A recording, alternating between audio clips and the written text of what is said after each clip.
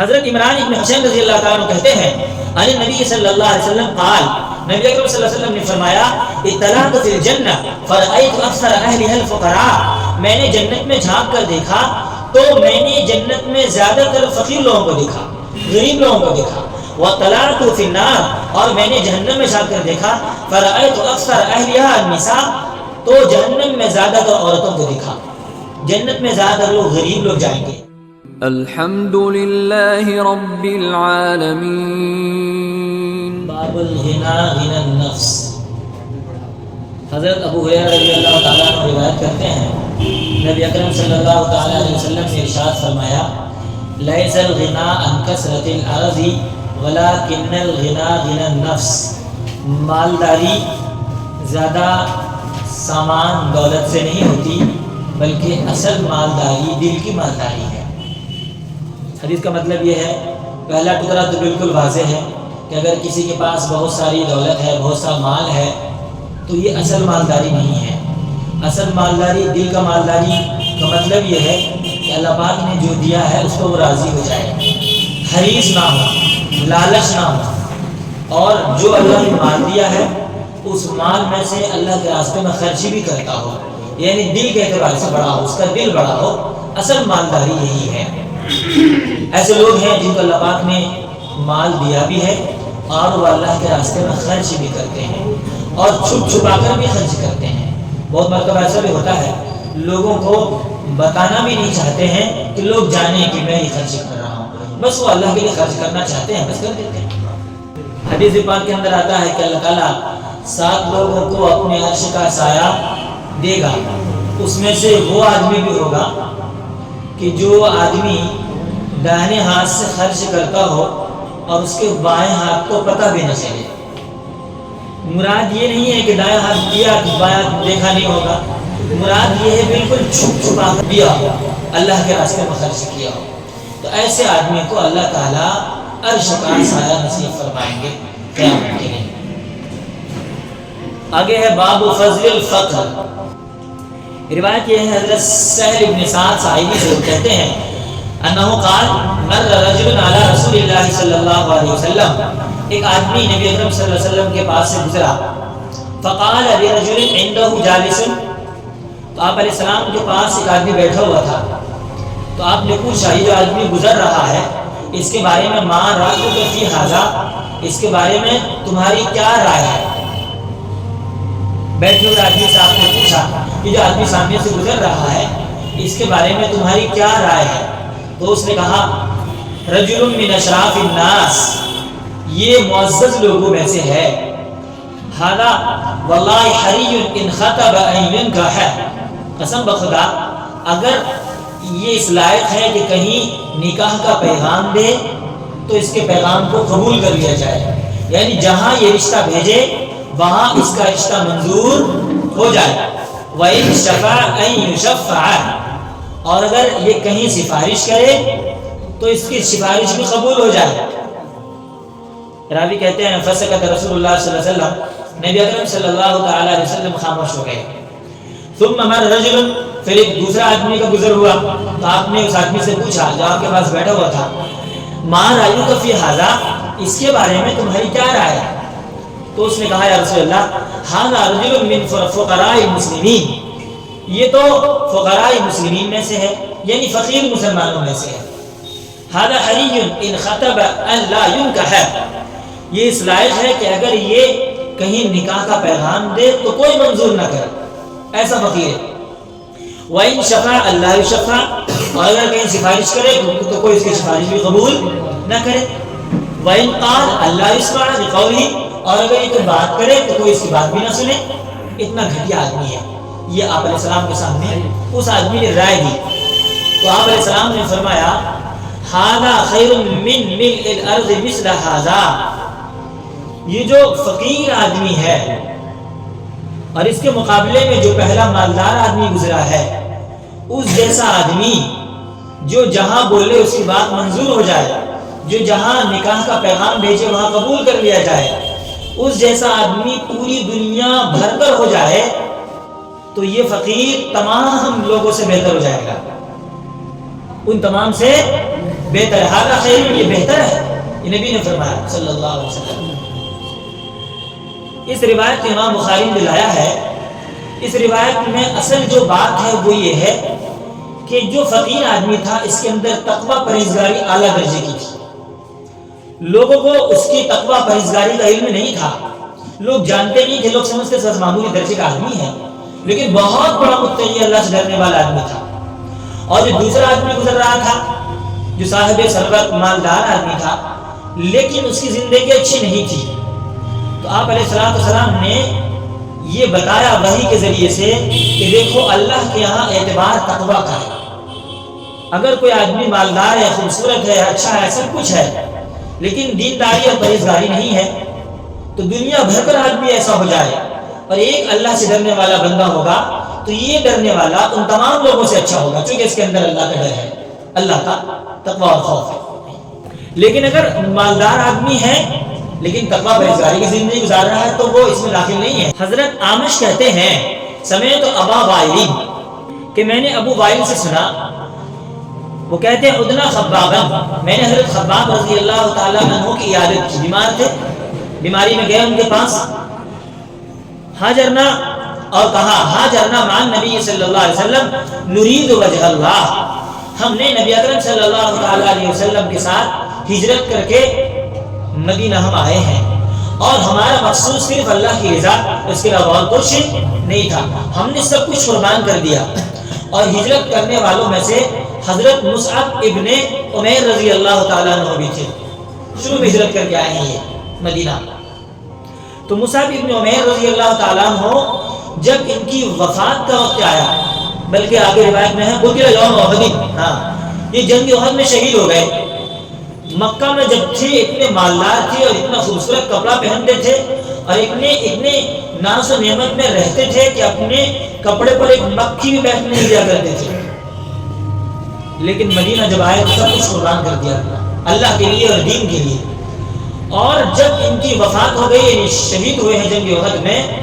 تو ان کا جو مال چھوڑا ہے اپنا مال صرف ایک چادر تھی بس، اور وہی چادر ان کے کفن میں جب ان کو لایا گیا کفنانے کے لیے تو چادر اتنی بڑی تھی کہ اگر سر ڈھانکا جاتا تو پاؤں کھل جاتا، اور اگر پاؤں ڈھانکا جاتا تو سر کھل جاتا۔ اللہ کے نبی صلی اللہ علیہ وسلم نے صحابہ کرام نے کہا ایسی بات ہے، تو آپ نے فرمایا فَأَمَرَنَا النَّبِيُّ صلی اللہ علیہ وسلم أَن نُغَطِّيَ رَأْسَهُ، ان کے سر کو ہم ڈھانپ دیں، وَنَجْعَلَ عَلَى رِجْلَيْهِ مِنَ الْإِسْخَرِ، اور ان کے پاؤں پر ہم گھاس پھوس رکھ دیں۔ یہ فقر کی بات چل رہی ہے کہ انہوں نے جو فقر اختیار کیا تھا، ان کا فقر تھا اختیاری کہ اللہ کے دین کے لیے سب کچھ انہوں نے قربان کر دیا۔ حضرت عمران ابن حسین رضی اللہ تعالیٰ عنہ کہتے ہیں ان نبی صلی اللہ علیہ وسلم قال، نبی اکرم صلی اللہ علیہ وسلم نے فرمایا اطلعت فی الجنہ فرأیت اکثر اہلها الفقراء، میں نے جنت میں جھانک کر دیکھا تو میں نے جنت میں زیادہ تر فقیر لوگوں کو دیکھا، غریب لوگوں کو دیکھا۔ وَطَلَعْتُ فِي النَّارِ، اور میں نے جہنم میں جا کر دیکھا، فَرَأَيْتُ أَكْثَرَ أَهْلِهَا النِّسَاء، تو جہنم میں زیادہ تر عورتوں کو دیکھا۔ یہاں اللہ کے نبی صلی اللہ علیہ وسلم نے زیادہ تر جو جنت میں جانے والے لوگ ہیں ان کے بارے میں بتایا، اور زیادہ تر جہنم میں جانے والے ہیں ان کے بارے میں بتایا۔ جنت میں زیادہ تر لوگ غریب لوگ جائیں گے، اس کی وجہ یہ ہے کہ مال ان کے پاس اتنا ہوا نہیں، مال کے فتنے میں مبتلا نہیں ہوئے، مال امت کا بڑا فتنہ ہے، عام طور پر لوگ گمراہ ہو جاتے ہیں، اللہ ماشاء اللہ جس پر اللہ نے رحم کیا ہو الگ بات ہے، ورنہ عام طور پر تو لوگ ہو ہی جاتے ہیں۔ تو اسی وجہ سے آپ نے فرمایا کہ زیادہ تر لوگ مال کی وجہ سے گمراہ ہوتے ہیں اور اسی وجہ سے جہنم میں چلے جائیں گے، اور عورتیں زیادہ تر جہنم میں اس لیے جائیں گی کہ ان کے پاس زیادہ دین کا علم ہوتا نہیں ہے، وہ زیادہ جانکاری رکھتی نہیں ہے، تو وہ شوہروں کی ناشکری کرتی ہیں، بچوں کو لان تان کرتی ہے، نماز روزے سے ان کو زیادہ مطلب ہوتا نہیں ہے، تو بے دینی زیادہ ان میں ہوتی ہے، اور بنیادی وجہ جہنم میں جانے کی یہی ہے کہ بے دینی ہوگی تو انسان جہنم میں جائے گا، اگر دیندار ہے تو جہنم میں کیوں جائے گا؟ تو دونوں جگہ بے دینی پائی گئی، مالداروں میں بھی زیادہ بے دینی پائی جاتی ہے اور عورتوں میں بھی زیادہ بے دینی پائی جاتی ہے، اس لیے ایسا آپ علیہ السلام نے فرمایا۔ اللہ تعالیٰ حفاظت فرمائے، بلکہ جتنے مالدار لوگ ہیں اللہ تعالیٰ ان لوگوں کو بھی سمجھ دے جو یہاں حاضرین ہیں ان کو، اور جو یہاں نہیں ہیں ہم سب کے لیے دعا کرتے ہیں اللہ تعالیٰ ان سب کو صحیح راستہ دکھائے کہ ہمیں مال کا جو صحیح مصرف ہے ہم ان جگہوں پہ خرچ کریں۔ نبی اکرم صلی اللہ علیہ وسلم کے بارے میں حضرت انس رضی اللہ تعالیٰ فرماتے ہیں لم یأکل النبی صلی اللہ علیہ وسلم علی خوان، نبی اکرم صلی اللہ علیہ وسلم نے خوان پر کبھی نہیں کھایا حتی مات، یہاں تک کہ دنیا سے اب چلے گئے۔ خوان کہتے ہیں ٹیبل کرسی، جیسے ہمارے یہاں شادی میں ہمیں ایک پروگرام ہوتا ہے، دعوت ہوتی ہے، عام طور پر لوگ کھاتے ہیں، اب تو گھروں میں کھانے کا انتظام ہوا۔ حضرت انس رضی اللہ تعالیٰ نے یہ روایت بیان فرمائی، لیکن علامہ عینی رحمۃ اللہ علیہ کی کتاب ہے بخاری کی شرح عمدۃ القاری، انہوں نے لکھا ہے کہ نبی اکرم صلی اللہ علیہ وسلم نے بعض مرتبہ ٹیبل کرسی پر بھی کھانا کھایا ہے۔ اب محدثین مطلب یہ بیان کرتے ہیں آپ علیہ الصلوۃ والسلام کی عادت شریفہ یہ تھی عام طور پر نیچے بیٹھ کر کھانے کی، کبھی کبھار آپ علیہ السلام نے ٹیبل کرسی پر بھی کھا لیا ہے، تو وہ بھی جائز ہے، وہ حرام نہیں۔ نبی اکرم صلی اللہ علیہ وسلم کبھی کبھار ایک آدھ بار کوئی کام کر لیتے ہیں تو بتانا ہوتا ہے کہ یہ کام آدمی کر سکتا ہے، جائز ہے، لیکن بہتر یہی ہے کہ آدمی نیچے بیٹھ کر کھائے، یہ بہتر ہے۔ آپ علیہ السلام کا جو فعل ہوتا ہے، جس فعل پر نبی اکرم صلی اللہ علیہ وسلم نے مداومت اختیار کی ہے، پابندی اختیار کی ہے، تو وہ تو بالکل سنت ہے، سمجھا؟ لیکن آپ علیہ السلام اگر کبھی کبھی کوئی کام کرتے ہیں تو اس میں ہوتا یہ ہے کہ نبی اکرم صلی اللہ علیہ وسلم کبھی کوئی کام مجبوری کی وجہ سے کر لیتے ہیں، یہ بتانے کے لیے کہ عذر کی وجہ سے آدمی ایسا کر سکتا ہے۔ جیسے آپ علیہ السلام کسی کے کوڑے دان پہ آئے تھے، وہاں بیٹھنے کی جگہ صحیح نہیں تھی، آپ علیہ السلام نے وہاں کھڑے ہو کر پیشاب کر لیا، تو محدثین نے لکھا ہے چونکہ وہاں بیٹھنے کی صحیح جگہ نہیں تھی، اس لیے آپ علیہ السلام نے کھڑے ہو کر پیشاب کر لیا۔ یہ بتایا کہ اگر عذر ہو تو آدمی کھڑے ہو کر پیشاب کر سکتا ہے، تو کبھی کوئی مجبوری ہوتی ہے، اور کبھی کبھار ایسا ہوتا ہے کہ آپ جواز کو بتانا چاہتے ہیں کہ یہ کام جائز ہے، تو ایسا بھی کر سکتے ہو، تو یہ جو مثال ہے وہ بھی ایسے ہی ہے۔ اور آگے فرماتے ہیں وما اکل خبزا مربعا حتى مات، اور آپ آقا علیہ السلام نے کبھی چپاتی روٹی نہیں کھائی، چپاتی جو ہمارے ہاں بنتی ہے، تندوری روٹی یوپی وغیرہ میں کھائی جاتی ہے، تو آپ علیہ السلام نے کبھی چپاتی روٹی نہیں کھائی۔ اس سلسلے میں بھی محدثین نے لکھا ہے نبی اکرم صلی اللہ علیہ وسلم کی عادت شریفہ یہی تھی کہ وہ روٹی کھاتے تھے، جو کی روٹی، مکئی کی روٹی اور موٹی موٹی ہوتی تھی وہ کھاتے تھے، لیکن یہ روٹی کھانا بھی ایسا نہیں کہ ناجائز اور حرام ہے، بلکہ کبھی کبھار کھانا بھی ثابت ہے، اس لیے آدمی کھا سکتا، ہم لوگ کھاتے یہی ہیں۔ سنت کو سمجھنے کے لیے بھی اہل علم کی ضرورت ہے۔ ایک مرتبہ کیا ہوا، غالباً یاد آتا ہے، پیرانی پیر رحمۃ اللہ علیہ کے خانقاہ میں وہ ہزاروں لوگ رہتے تھے، حضرت تو بہت بڑی شخصیت کی، حضرت کی بہت سے لوگ آتے جاتے رہتے، خانقاہ کی حضرت کی، تو ان کا جو کھانا بنتا تھا بہت بہترین کھانا، کبھی مرغ بن رہا ہے، کبھی بریانی بن رہی ہے، کبھی قورمہ بن رہا ہے، اور تمام مریدوں کو جتنے بھی خانقاہ میں رہتے تھے اور انہوں نے بہترین کھانا کھلایا جاتا تھا۔ حضرت کے سامنے یہ روایت آئی کہ اللہ کے نبی صلی اللہ علیہ وسلم جو کھانا کھاتے تھے، سادہ کھانا کھاتے تھے، جو کی روٹی کھاتے تھے، مکے کی روٹی کھاتے تھے، اس طرح کی بات آئی تو حضرت نے باورچی سے کہا کہ دیکھو اب جو قورمے بریانی بن رہی ہے نا، یہ سب بند کرو۔ نبی اکرم صلی اللہ علیہ وسلم کی سنت کے مطابق ہمیں مکے اور جو کی روٹی کھانا ہے اور وہی بنواؤ، چنانچہ بنایا گیا، اور اس کے بعد جو ہے وہ نظام چلا، کھانے لگے۔ 2-4 دن میں حضرت نے دیکھا کہ خانقاہ سے اللہ اللہ کرنے کی آواز نہیں آئی، ہر وقت آواز آتی رہتی تھی، لوگ بیٹھے بیٹھے اللہ اللہ کرتے رہتے تھے، بالکل سناٹا چھایا ہوا، کیا بات ہے۔ حضرت معائنہ کرنے گئے تو دیکھا خانقاہ میں کچھ لوگ اکا دکا، باقی کوئی نہیں ہے۔ تو حضرت نے خادم کو بلایا کہ سب لوگ کہاں چلے گئے؟ فرمایا حضرت سب ہسپتال میں ہیں۔ اچھا کیوں بیمار پڑ گئے؟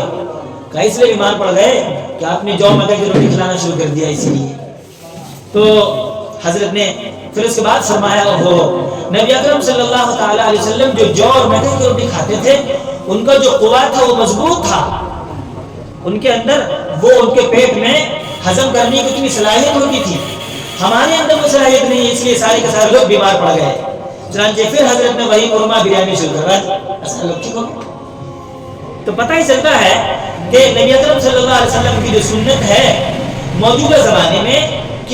میں وہ علماء سے، اہل علم سے معلوم کر کے ہمیں عمل کرنا ہوگا۔ ایسا نہیں کہ کسی کتاب میں ہم نے پڑھ لیا اور اس کے بعد عمل کرنا شروع کر دیا، ممکن ہے کہ اس کا نقصان ہو جائے۔ اب اس زمانے میں جو نبی اکرم صلی اللہ علیہ وسلم علاج کیا کرتے تھے،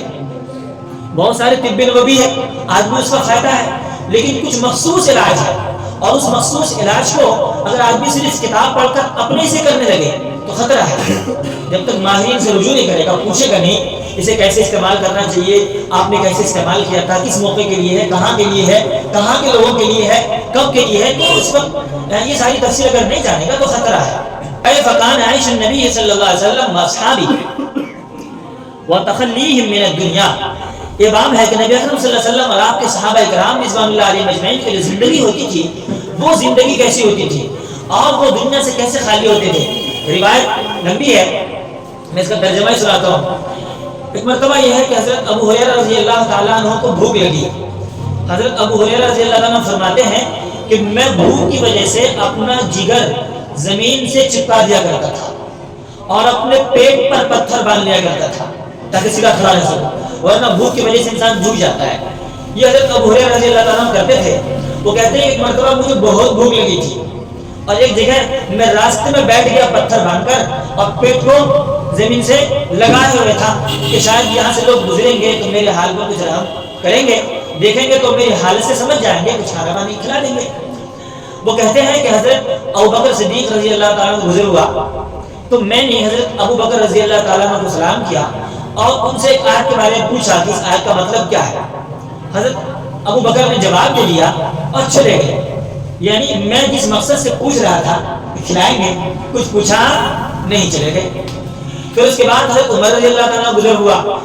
میں نے ان سے بھی ایک آیت کے بارے میں پوچھا تو انہوں نے بھی آیت کا مطلب تو بتا دیا لیکن کھانے پینے کے بارے میں کچھ پوچھا نہیں۔ پھر نبی اکرم صلی اللہ علیہ وسلم کا گزر ہوا تو آپ علیہ السلام نے مجھے دیکھا تو آپ نے دیکھتے ہی فتبسم حین رآنی، جس وقت نبی اکرم صلی اللہ علیہ وسلم کی نظر مجھ پر پڑی آپ علیہ السلام دیکھتے ہی پہچان گئے، کیونکہ نبی سے زیادہ ذہین کون ہو سکتا ہے، فوراً پہچان کے آپ مسکرائے۔ حضرت ابو ہریرہ کہتے ہیں میرے دل میں اور میرے ذہن میں جو بات تھی اور میرے چہرے سے جو چیز آیا ہوتی تھی، آپ علیہ السلام نے پہچان کر مجھے کہا ابو ہریرہ، میں نے کہا لبیک یا رسول اللہ، چلو میرے ساتھ الحق، تو میں آپ علیہ السلام کے ساتھ چلتا بنا۔ آپ علیہ السلام گھر میں داخل ہوئے، اجازت کی داخل ہوئے، پھر مجھے اجازت دی گھر کے اندر آ جاؤ، میں آ گیا۔ آپ نے پوچھا گھر میں کچھ ہے، معلوم ہوا کہ ایک پیالہ دودھ ہے۔ آپ علیہ السلام نے پوچھا کہاں سے آیا ہے، تو بتایا گیا کہ فلاں نے بھیجا ہے، یہ ہدیہ ہے آپ علیہ السلام کے لیے۔ تو آپ نے فرمایا ابو ہریرہ جو صفہ والا کو بلا رہا۔ اب صفہ میں بہت سارے لوگ رہتے تھے، 50-60 لوگ رہتے تھے، اب وہ سب لوگ غریب ہوتے تھے اور وہ اسی پر ان کا کوئی ٹھکانا نہیں ہوتا تھا، بس وہیں آ کر پڑے ہیں، نبی اکرم صلی اللہ علیہ وسلم دین سیکھ رہے ہیں، کھانے پینے کی چیزیں آپ علیہ السلام کے پاس آتی تھی، آپ ان کو دیتے رہتے۔ اگر صدقہ آتا تھا یا خیرات آتی تھی تو نبی اکرم صلی اللہ علیہ وسلم ان کے پاس بھیج دیا کرتے تھے، اور اگر ہدیہ آپ کے پاس آتا تو آپ ان کو بلا لیتے، خود بھی کھاتے ان کو بھی کھلاتے تھے۔ تو آپ علیہ السلام نے حضرت ابو ہریرہ سے کہا ابو ہریرہ جاؤ بلا لاؤ۔ حضرت ابو ہریرہ کہتے ہیں کہ میں نے دل میں سوچا اتنا سا دودھ ہے اور اس کے بعد مجھے بھیج رہے ہیں بلا لاؤ، جب سب کو بلا لاؤں گا آپ کہیں گے سب کو پلاؤ، میرے حصے میں کیا ہے، کچھ بھی نہیں آئے گا تو بچے گا ہی نہیں، حالانکہ مجھے زیادہ ضرورت ہے دودھ پینے کی، بھوک بہت تیز لگی ہے۔ تو بہرحال وہ کہتے ہیں کہ نبی کا حکم تھا، جانا تھا، میں چلا گیا اور سب کو بلا لایا، سب آ گئے، سب اپنی جگہ پر بیٹھ گئے۔ تو آپ علیہ السلام نے فرمایا مجھے ابو ہریرہ دودھ پلاؤ،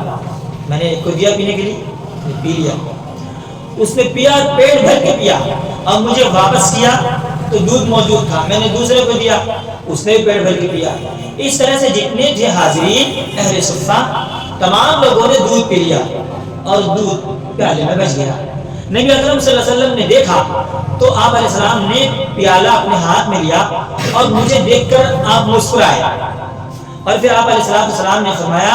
ابو ہریرہ لو تم بھی۔ حضرت ابو ہریرہ کہتے ہیں کہ